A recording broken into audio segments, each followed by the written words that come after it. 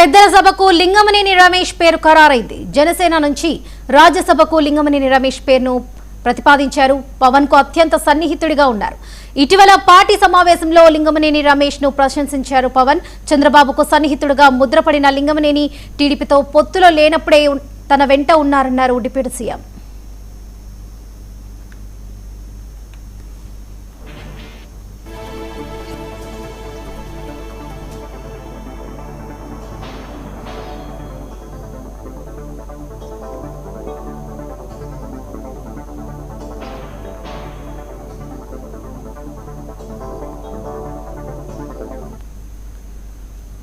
ఆంధ్రప్రదేశ్ కు చెందిన ప్రముఖ పారిశ్రామికవేత్త, రియల్ ఎస్టేట్ వ్యాపారవేత్త Lingamaneni Ramesh air Coast Lingamaneni estate సంస్థలకు చైర్మన్, పలు నిర్మాణ, విద్యుత్ సంస్థల్లో డైరెక్టర్ గా కొనసాగుతున్నారు.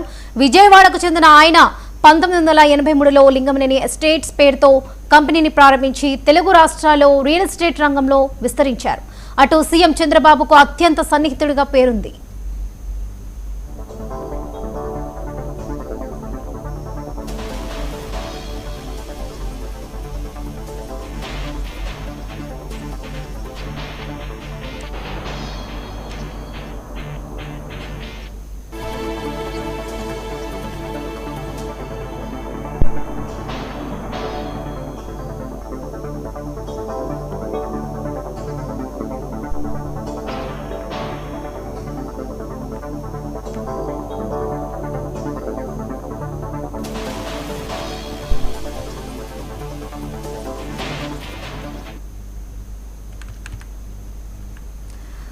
పెద్దల సభకు లింగమనేని రమేష్ పేరు ఖరారైంది. జనసేన నుంచి రాజ్యసభకు లింగమనేని రమేష్ పేరును ప్రతిపాదించారు. రైట్, ఇదే విషయానికి సంబంధించి పూర్తి అప్డేట్స్ మా ప్రతినిధి కొండలరావు అందిస్తారు. కొండలరావు,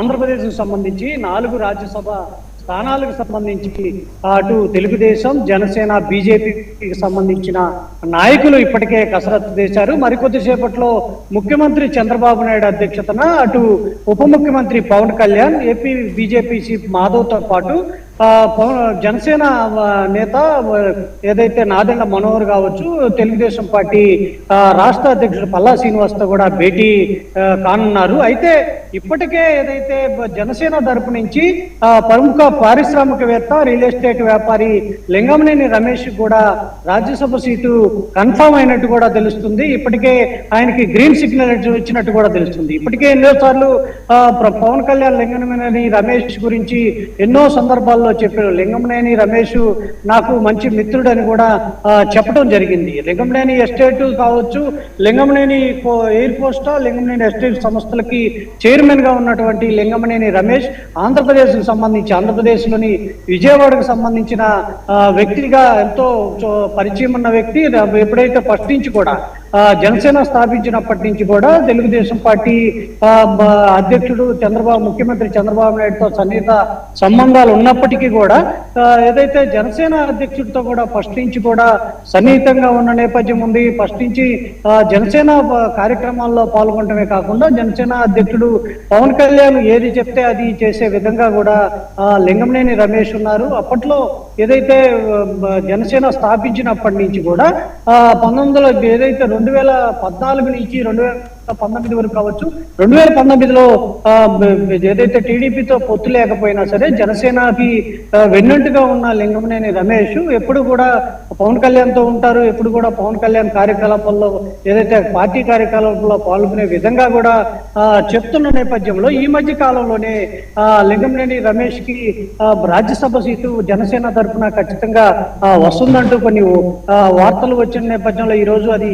ఖచ్చితంగా నిజమైందనే చెప్పొచ్చు. ఇప్పటికే లింగమనేని రమేష్ కి జనసేన తరఫున రాజ్యసభ కన్ఫర్మ్ అయినట్టు కూడా వార్తలు వస్తున్నాయి. ఇప్పటికే కన్ఫర్మ్ అయినట్టు కూడా తెలుస్తుంది. మరికొద్దిసేపట్లో ఏదైతే ముఖ్యమంత్రి చంద్రబాబు నాయుడుతో జనసేన అధినేత సమావేశమే అధికారికంగా కూడా చెప్పే అవకాశం ఉంది. దాంతోపాటు మరో 3 తెలుగుదేశం పార్టీ కావచ్చు, అటు బీజేపీ కూడా దక్కే అవకాశం ఉంది. 4 రాజ్యసభ సీట్లకు సంబంధించి మరికొద్దిసేపట్లో దీనికైతే భేటీ అయిన అనంతరం ఒక స్పష్టత అయితే వచ్చే అవకాశం ఉంది. ఫస్ట్ నుంచి కూడా లింగమనేని రమేష్ పవన్ కళ్యాణ్ కి ఉప ముఖ్యమంత్రి పవన్ కళ్యాణ్ కి సన్నిహితుడిగా ఉన్నాడు.